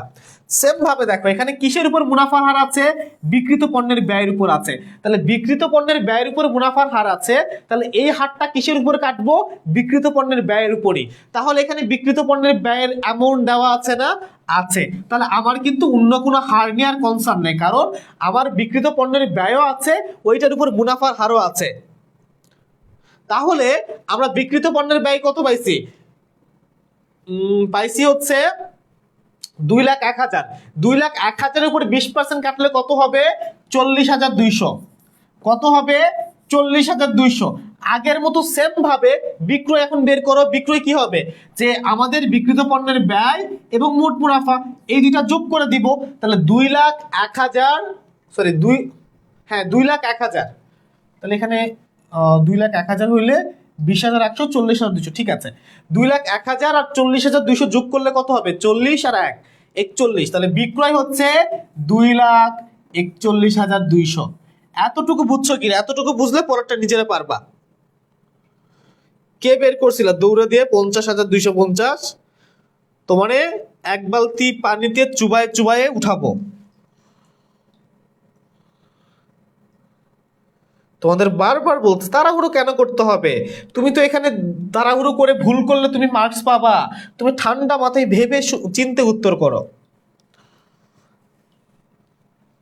তাহলে মোট লাভ পেয়ে গেছি আমরা। এরপরে কি বাদ দিতে হবে, বাদ বিক্রয়কালীন খরচ।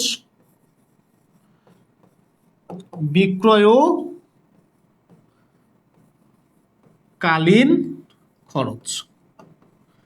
তাহলে আমরা কোনটা কোনটা লিখি নাই, এটা লিখছি, এটা লিখছি, এটা লিখছি, এটা লিখছি, এটা লিখছি, এটা লিখছি, এটা লিখছি, এটা লিখছি, এটা লিখছি। বাকি আছে কি, বেতন ও বিক্রয় খরচ, তাই না? তাহলে বেতন বাকি আছে, লেখো বেতন। বেতন কত টাকা আছে, 2,000। বেতন 2,000 আছে না, বেতন হচ্ছে 12,000। তাহলে বেতন লেখো 12,000। মুনাফা বিক্রিত পণ্যের ব্যয়ের উপর তো 20% বের করছি, বিক্রয় বিতরণ খরচ আছে 7,600। তাহলে বিক্রয় ও বিতরণ খরচ, বিক্রয় ও বিতরণ খরচ, এটা কত আছে, 7,600। 12 7 19, 19,600, 19,600। তাহলে 40,200 থেকে 19,600 বাদ দাও, কত পাবা, 33,000। তুমি হচ্ছে 16.67-তে কেন যাবা, খেয়াল করো এখানে বিক্রিত পণ্যের ব্যয় দেওয়া আছে না, এখানে তো বিক্রিত পণ্যের ব্যয় দেওয়া আছে, এবং তোমার মুনাফার হারটা কিসের উপর দেওয়া আছে, দেখো মুনাফার হারটা তো তোমার বিক্রিত পণ্যের ব্যয়ের উপরে দেওয়া আছে। তোমার বাড়িতে আমি গেছি, তুমি আছো, তাইলে তোমাকে আমি যে কথাটা বলার জন্য গেছি সেটা কি প্রতিবেশীকে বলার দরকার আছে, দরকার নাই। আমি কখন অন্যটা নিব, যখন তোমার বাসায় গেছি তুমি নাই, তখন তোমার কোনো প্রতিবেশীকে আমি বলে আসবো যে যদি না দিয়ে আসে তাকে এই কথাটা বলবেন। বাট এখানে কেসটা দেখো, তোমার বাসায় গেছি, তোমার বাসা কি, বিক্রিত পণ্যের ব্যয়, বিক্রিত পণ্যের ব্যয়ের অ্যামাউন্ট আছে, আছে, এবং কথা কি 20% আছে, দুইটাই উপস্থিত। তাহলে অন্য কোথাও কেন যাব আমরা, 20,600, তাই না? এই 600 কেমনে হয়, 600 হয়, আচ্ছা 600 হবে, হ্যাঁ ঠিক আছে। তাহলে নিট মুনাফা হচ্ছে 20,600।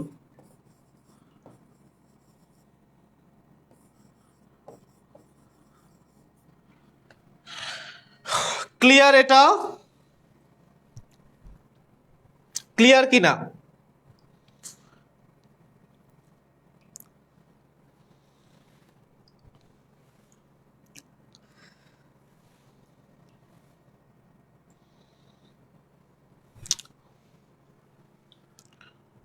কারো সমস্যা আছে নিট মুনাফা বের করতে এখানে?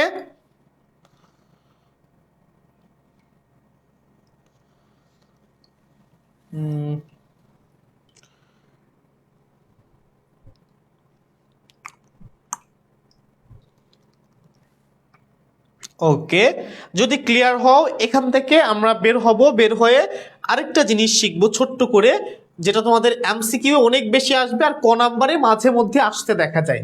সেটা হচ্ছে রূপান্তর ব্যয়। সেটার নাম হচ্ছে রূপান্তর ব্যয়।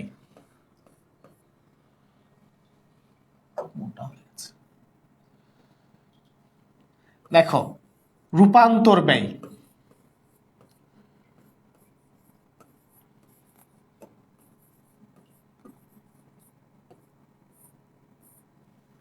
রূপান্তর ব্যয়, আগে বুঝো রূপান্তর ব্যয় কি জিনিস।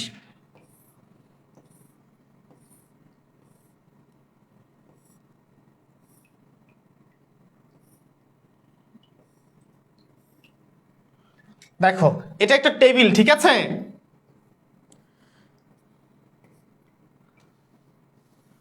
এটা একটা কি টেবিল, একটু বড় করে দেখাই তোমাদের জন্য। আচ্ছা, এখানে কোনো টেবিল আছে কিনা দেখি। এটা কি?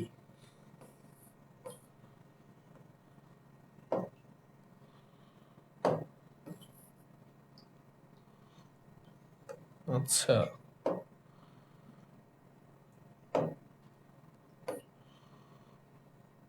এ কি হওয়া?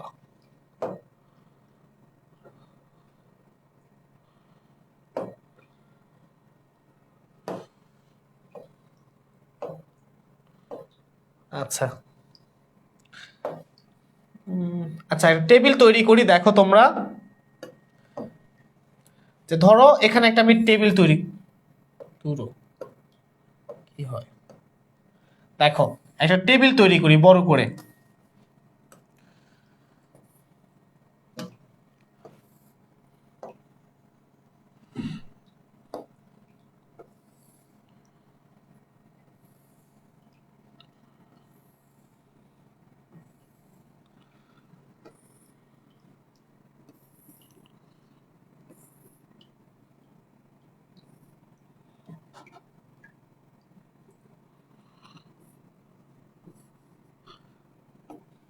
এটা টেবিলের মতো হয়েছে না? এটা ধরো এটা একটা টেবিল, যেমনই হোক একটা টেবিল, ঠিক আছে?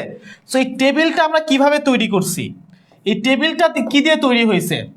টেবিলটা হচ্ছে একটা কাঠ দিয়ে তৈরি হয়েছে। ধরো এটা একটা কাঠ, তাহলে এটা হচ্ছে আমাদের একটা কি টেবিল। এই টেবিলটা তৈরি হয়েছে কি দিয়ে? কাঠ দিয়ে। তাহলে এই যে কাঠ যেটা আছে, কাঠটাকে আমরা কি কাঁচামাল বলি না? খেয়াল করো, আমরা একটা টেবিল তৈরি করছি, এই টেবিলটা কি দিয়ে তৈরি করছি? কাঠ দিয়ে। তাহলে এই টেবিলের কাঁচামালটা কি? এই টেবিলের কাঁচামালটা হচ্ছে কাঠ। এই টেবিলের কাঁচামালটা হচ্ছে কাঠ। তাহলে রূপান্তর ব্যয় বলতে কি বোঝায়? যে এই যে কাঠটা ছিল, এই কাঠটাকে আমি টেবিল বানানোতে যতটুকু খরচ করেছি সেটাকে আমরা বলছি রূপান্তর ব্যয়। যার কারণে এই যে কাঠ বা কাঁচামালের যে ব্যয়টা আছে, এই কাঁচামালের ব্যয়টা রূপান্তর ব্যয়ের অংশ নয়। কারণ এই কাঠটাকে টেবিলে রূপান্তর করার জন্য, একটা পণ্যে তৈরি করার জন্য, এখানে টেবিল বলতে পণ্য যেটা, এই পণ্যে রূপান্তর করার জন্য, একটা কাঁচামালকে পণ্যে রূপান্তর করার জন্য যে ব্যয়টা সংঘটিত হয় সেটাকে রূপান্তর ব্যয় বলি। যার কারণে প্রত্যক্ষ কাঁচামাল যেটা, সেটা রূপান্তর ব্যয়ের অংশ নয়। তাহলে আমরা এই যে রূপান্তর ব্যয়, এই রূপান্তর ব্যয়ের ফর্মুলাটা কিভাবে ক্রিয়েট করতে পারি বা সূত্রটা কিভাবে আনতে পারি, খেয়াল করো। রূপান্তর ব্যয় সমান তাহলে হবে যে মজুরি, উৎপাদন মজুরি বা শুধু মজুরি, উৎপাদন মজুরি বা শুধু মজুরি যদি থাকে, মজুরি প্লাস অন্যান্য প্রত্যক্ষ খরচ, শুধুমাত্র কাঁচামালটা আসবে না, অন্যান্য প্রত্যক্ষ খরচ, মজুরি প্লাস অন্যান্য প্রত্যক্ষ খরচ প্লাস কারখানা ছাপরি ব্যয়। এই তিনটা জিনিস, কারখানা উপরি ব্যয়, এই তিনটা জিনিস যোগ করলে আমরা কি পাবো? রূপান্তর ব্যয় পাবো। খেয়াল করো, আমরা এখানে কি লিখলাম? এখানে লিখলাম হচ্ছে যে আমরা রূপান্তর ব্যয় সমান কি? মজুরি, অন্যান্য প্রত্যক্ষ খরচ এবং কারখানা উপরি ব্যয়, যেটা সেই তিনটা জিনিস যোগ করবে। কিন্তু কোনোভাবে কাঁচামাল আনতেছি না, কারণ কাঁচামালকে রূপান্তর করার জন্যই যে ব্যয় হয় সেটাকেই রূপান্তর ব্যয় বলছি। এটা একটা সূত্র।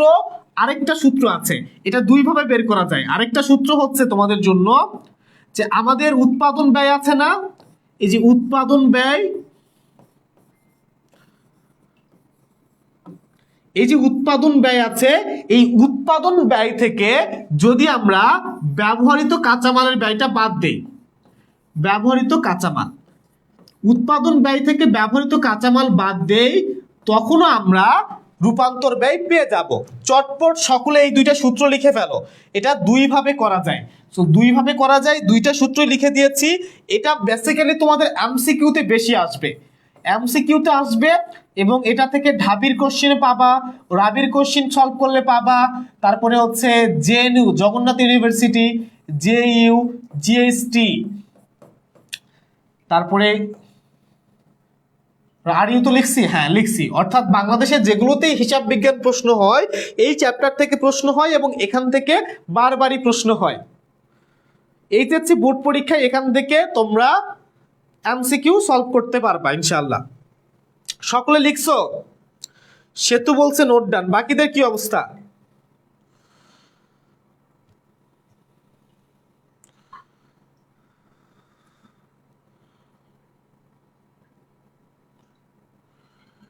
ওকে,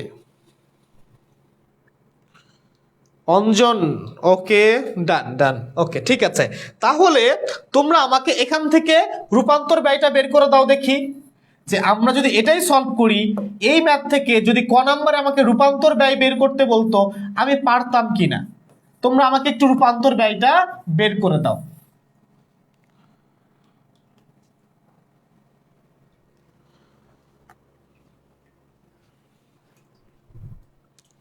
রূপান্তর ব্যয় কত হবে এখান থেকে বের করো।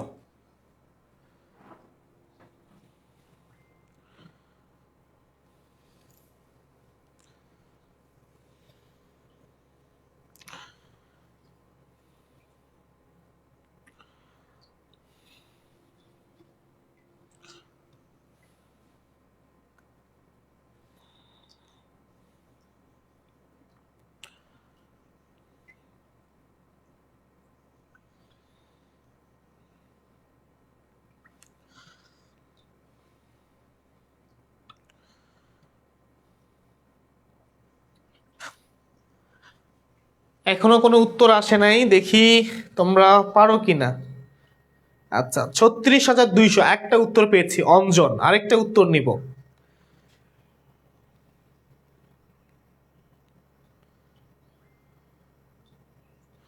আচ্ছা, তিনটা উত্তর পেয়েছি সেতু, নাইম। তাহলে রূপান্তর ব্যয় আমরা দুই ভাবে বের করতে পারি, যে আমাদের মজুরি, অন্যান্য প্রত্যক্ষ খরচ প্লাস কারখানা উপরিব্যয়। তাহলে মজুরি কত দেখো, এখানে মজুরি আছে হচ্ছে আমাদের মজুরি 24,000, তাহলে 24,000 নিলাম, 24,000। এরপরে হচ্ছে অন্যান্য প্রত্যক্ষ খরচ নাই, তাহলে হচ্ছে ছাপরি ব্যয় যেগুলো আছে, এই যে 10,200 এটা নিব, 10,200 নিব। বকেয়া উৎপাদন মজুরি, আচ্ছা এখানে 2,000 আছে, এটা নিব। আর কিছু আছে? এটা তো আসবে না। তাহলে 24 + 34, হ্যাঁ 36,200। তোমার খাতায় দেখো, এই ম্যাথটা যখন করছি উৎপাদন ব্যয় বের করা আছে, তোমার খাতায় উৎপাদন ব্যয় বের করা আছে। তুমি একটা কাজ করো, তোমার খাতায় যেহেতু উৎপাদন ব্যয় করাও আছে, ব্যবহৃত কাঁচামালও আছে, তুমি একটু তোমার খাতার উৎপাদন ব্যয় থেকে ব্যবহৃত কাঁচামালটা বাদ দাও, দেখো সেম রেজাল্ট পাও কিনা, সেম রেজাল্ট পাও কিনা তোমার খাতায় এটা চেক করো।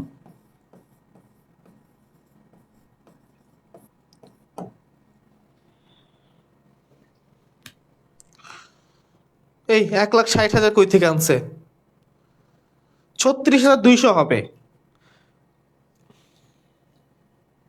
ও ওইভাবে করছো, বাহ চালাক তোমরা, খাতা দেখে দিয়ে করে ফেলছো। সো আমরা তোমাকে একদম বেসিক থেকে পড়ানোর চেষ্টা করছি এবং এখন থেকে বিশ্ববিদ্যালয়ের যে ভিত্তি সেটা মজবুত করে দেওয়ার চেষ্টা করছি। তোমরা এখন থেকে যে কাজটা করবা, হিসাব বিজ্ঞান তো আমি বেসিক থেকে পড়াচ্ছি, ইংরেজি ভোকাবুলারি আর অ্যাপ্রোপ্রিয়েট প্রিপোজিশন এগুলো পড়ে ফেলবা। বেটার হয় তোমরা বাজার থেকে একটা স্টুডেন্ট সাইফর ভোকাবুলারি কিনে ফেলো। এই বইটা আমাকে খুব কাজে দিয়েছে, স্টুডেন্ট সাইফর ভোকাবুলারি, ঠিক আছে, এটা কিনে ফেলো, স্টুডেন্ট সাইফর ভোকাবুলারি। সো যেই বই ভালো সেটাকে ভালো বলতে কোনো সমস্যা নাই। স্টুডেন্ট সাইফুর ভোকাবুলারি, এই বইটা তোমরা কিনে ফেলো, এখানে অনেকগুলো স্যানোনেম অ্যান্টোনেম পাবা। এটা মুখস্থ করা শুরু করো, প্রত্যেক দিন দরকার পড়লে মাত্র 10টা করে স্যানোনেম মুখস্থ করো, 10টা করে শব্দ মুখস্থ করো, 10টা করে শব্দের অর্থ পড়া রাখো। ঢাকা বিশ্ববিদ্যালয়ে যখন প্রশ্ন হবে তোমাকে আমি বলি যে ইংরেজিতে টোটাল 12টা কোশ্চেন হবে, ইংরেজিতে এমসিকিউ টোটাল 12টা কোশ্চেন হবে। এই 12টা কোশ্চেনের মধ্যে 6টা থাকবে তোমার হচ্ছে ভোকাবুলারি বেস, যেখান থেকে স্যানোনেম অ্যান্টোনেম মিনিমাম 2টা পাবা, অ্যাপ্রোপ্রিয়েট প্রিপোজিশন 2টা থেকে 3টা পাবা, 3টাই এখন আসতেছে। সো অ্যাপ্রোপ্রিয়েট প্রিপোজিশন 3টা আসার পসিবিলিটি অনেক বেশি। গত বছর এই বছর আসলো, গত বছর 3টা আসলো, এবার যে পরীক্ষা হবে রি এক্সাম ওখানেও 3টার মতোই আসবে। সো তোমরা 10-এর মধ্যে ইজিলি ভোকাবুলারি থেকে 6 উঠাইতে পারবা। এবং এখানে ইংলিশে একটু বড় মার্কেজ আছে ঢাবিতে, ইংলিশে এমসিকিউতে 12-এর মধ্যে 5 পাইতে হবে, না হলে তুমি ফেল হিসাবে পরিগণিত হবা। সো শুধু অ্যাকাউন্টিং পারলেই ঢাবিতে আসতে পারবে না, ঢাবিতে আসার জন্য ইংলিশের বেসটা মজবুত করতে হবে। যার কারণে তোমরা একটু সাইফুর স্টুডেন্ট ভোকাবুলারি 150-200 হয়তো নিতে পারে, একটা বই একটু খরচ করে কিনে বাসায় প্রতিদিন 10টা করে পড়ে ফেলো, 10টা করে পড়ে ফেলে দেখবা তোমার ভোকাবুলারি শেষ হবে। তুমি অ্যাডমিশনে এসে তুমি যদি ভোকাবুলারি শেষ করে আসতে পারো, ইংরেজিতে জাস্ট একটু মজবুত রেখে আসতে পারো, তুমি টপ 100-এর মধ্যে থাকতে পারবা।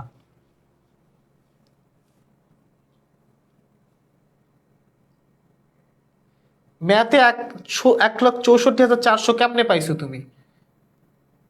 1,64,400 থেকে 4,000 কেমনে বাদ যায়? কেমনে করছো তুমি এটা? আমি বুঝি না। আমাদের 2টা সূত্র ছিল, একটা হচ্ছে ওখানে যে আমার কি ছিল যে মজুরি, অন্যান্য প্রত্যক্ষ খরচ এবং কারখানা উপরিব্যয়, এই 3টা ছিল। এটাতে করলেও তোমার ওই 36,200 আসবে, অথবা তুমি যদি উৎপাদন ব্যয় থেকে ব্যবহৃত কাঁচামালের ব্যয় বাদ দাও সেম আসবে। 2,06,000 ছিল, দেখছো এই যে অনন্ত দিয়েছে উত্তরটা। আচ্ছা প্রতীক তোমার যদি থাকে তোমরা এটা পড়া শুরু করো, কারণ এখন থেকে ভোকাবুলারিটা ভালো করে আয়ত্ত করে আসো, আর কিছু লাগবে না, ইংরেজিতে জিন্দেগিতে ফেল করবা না। হিসাব বিজ্ঞানে 12তে হ্যাঁ মজুরি তো হবে, পরোক্ষ মজুরি হবে, পরোক্ষ মজুরি তো আমরা নিচ্ছি। পরোক্ষ মজুরি কত যেন ছিল না, 12,000 না কত ছিল, আমরা নিলাম না, ওইটা নিছি। ইংরেজিতে ভোকাবুলারিটা স্ট্রং করে আসো। তুমি হিসাব বিজ্ঞানে 12তে 12 পাইলেও যদি তুমি অ্যাকাউন্টিংয়ে 4 হিসাব বিজ্ঞান অ্যাকাউন্ট একই কথা, অ্যাকাউন্টিংয়ে যদি 12তে 12 পাও, ইংলিশে 4.99 পাইলেও তুমি ফেল, তোমার রেজাল্ট আসবে না। সো ইংলিশটা একটু মজবুত করতে হবে। আমাদের ঢাকা বিশ্ববিদ্যালয়ে পাশের হার মাত্র 10%, সিউরিটে। সো এই 10% স্টুডেন্ট কেন পাস করতেছে? এখানে পরীক্ষা দিবে মোর দেন 40,000, 40,000-এর বেশি শিক্ষার্থী পরীক্ষা দিবে। তো এই 40,000 থেকে পাস করতেছে মাত্র 4-5 হাজার। কেন 4-5 হাজার পাস করতেছে? কারণ তারা ইংরেজির ভিত্তিটা দুর্বল করে ফেলেছে। সো তোমরা যেহেতু আগেই ভর্তি হয়েছো, যারা ঢাকা বিশ্ববিদ্যালয়ের স্বপ্ন দেখো, ভোকাবুলারি পড়তে হবে, এখন থেকে চর্চা করো, তাহলে অ্যাডমিশনে প্যারা খাবে না। হিসাব বিজ্ঞানে যে 12টা কোশ্চেন আসবে না, আমি তোমাকে অ্যাডমিশনে যা পড়াবো তুমি জাস্ট যদি পড়ে যেতে পারো, 12টাই কমন পাবা। আমাদের লেকচার শিটের বাইরে থেকে আমি যা পড়াবো একটা বাইরে থেকে আসবে না। ম্যানেজমেন্ট সেম কেস, মার্কেটিংও সেম কেস। তাহলে মূল সমস্যাটা কোথায় হবে? ইংরেজিতে। ইংরেজিটা একটু পড়ে আসো।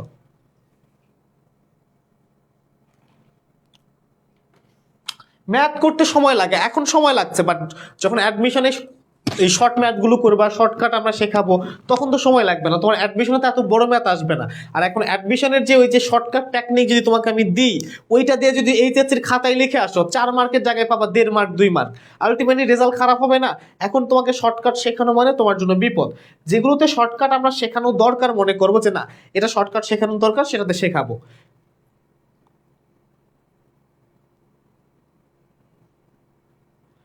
আচ্ছা জিহাদ হাসান, তাহলে তোমাকে একটা কথা বলি, তুমি সায়েন্সে ছিলে না? আচ্ছা সায়েন্সে ছিলাম, আমার ব্যাকগ্রাউন্ডটা একটু খেয়াল করো। এসএসসি আমি পড়েছি মাদ্রাসায়, ঠিক আছে? এসএসসি দাখিল মাদ্রাসা আছে না, এই মাদ্রাসায় পড়েছি, মাদ্রাসায় সায়েন্স পড়েছি। হ্যাঁ SCIENC, ঠিক আছে, বানান ঠিক আছে। তো মাদ্রাসায় এসএসসি তে সায়েন্স পড়েছি, ঠিক আছে। এরপরে কলেজে গেছি, এইচএসসি কলেজে চলে গেছি। কলেজে গিয়ে এই যে বিজনেস স্টাডিজ, বিজনেস স্টাডি বা তোমরা যেটাকে কমার্স হিসাবে চেনো সেখানে ঢুকে গেছি। এরপরে এখন বিবিএ ডি। সো আমিও সায়েন্সে ছিলাম, সায়েন্স থেকে বের হয়ে আসছি। সো অসম্ভব কোনো কিছুই না। আমরা যেভাবে পড়াচ্ছি হিসাব বিজ্ঞানটা যেভাবে, তোমার মূল সমস্যা সায়েন্স থেকে আসলে হিসাব বিজ্ঞানেই হবে, ফাইন্যান্সে তো আর হচ্ছে না, ম্যানেজমেন্টে তো আর হচ্ছে না, ইংরেজি বাংলা তো ওখানেও যায় এখানেও তাই, হিসাব বিজ্ঞানেই হচ্ছে। হিসাব বিজ্ঞান তো আমরা ধরে ধরে শেখাচ্ছি, তারপরে ভুল করবা।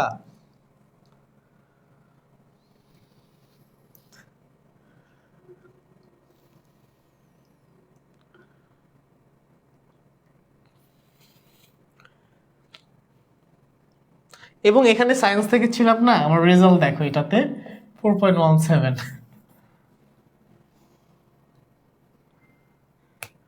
ইনশাআল্লাহ।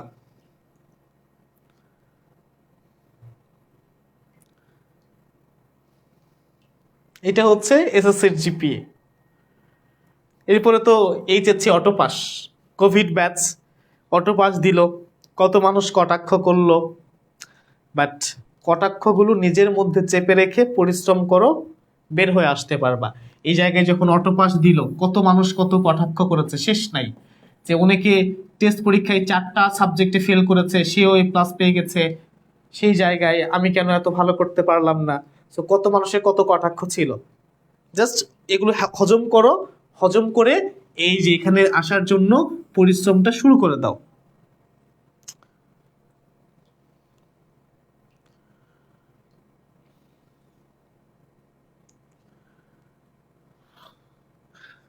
আচ্ছা, খারাপ রেজাল্ট। আমার এক বন্ধু আছে ঢাবিতে, ওর এসএসসি 3.75। এরপরে পরের বারে আমার সাথে যখন পরীক্ষা দিবে, সে পরীক্ষা দিতে পারে নাই, কারণ হচ্ছে তার অটো পাসের জন্য রেজাল্ট আসছিল হচ্ছে 3.50 এরকম সামথিং। সে ঢাবিতে পরীক্ষা দিতে পারে নাই, রাবিতে পরীক্ষা দিয়েছিল আমাদের সাথে, এবং রাবিতে সে অ্যাকাউন্টিং ডিপার্টমেন্টে ছিল, আমি তো তখন আইবিএতে ছিলাম। এর পরবর্তী বছর সে আবার ইমপ্রুভ দিয়েছে, এইচএসসি পরীক্ষাটা ইমপ্রুভ দিয়ে 3.92-তে নিয়ে গেছে। নিয়ে যাওয়ার পরে সে ফাইনালি ঢাবিতে পরীক্ষা দিছে, এখন ঢাবির এমআইএস ডিপার্টমেন্টে পড়ছে।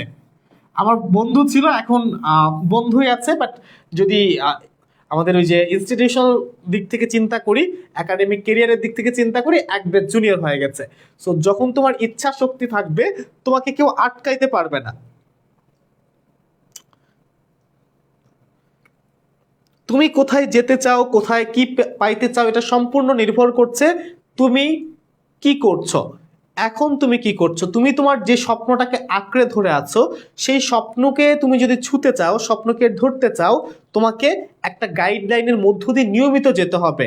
হয়তো তোমার বন্ধু বান্ধব আড্ডা দিবে, সারাদিন ঘোরাঘুরি করবে, পড়াশোনা করবে না, বাট সেই জায়গায় তুমি হয়তো আড্ডা দিবা, ঘোরাঘুরি সব করবা, বাট দিন শেষে এসে তোমার যে প্রতিদিনের পড়াটা সেটা কমপ্লিট করতে হবে। তুমিও ঘোরো, তুমিও আড্ডা দাও, কিন্তু দিন শেষে এসে পড়াশোনাটা করো। সারাদিন রবটের মতো পড়তে হয় না। সারাদিন রবটের মতো পড়ে হয়তো তুমি অনেক দূর আরও যেতে পারবা, বাট সারাদিন রবটের মতো এক সপ্তাহ পড়লে দেখবা যে তুমি ক্লান্ত হয়ে গেছো।